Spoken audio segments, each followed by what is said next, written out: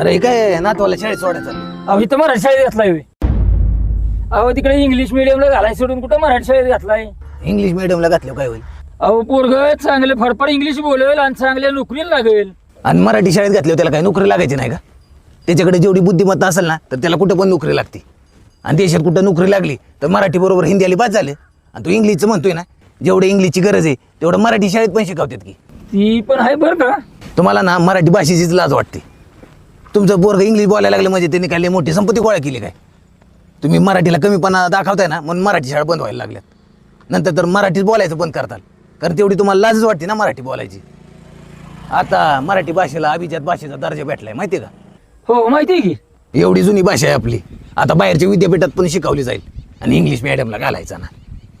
वय जरा मराठी भाषेचा अभिमान बाळगा. लाभले आम्हास भाग्य बोलतो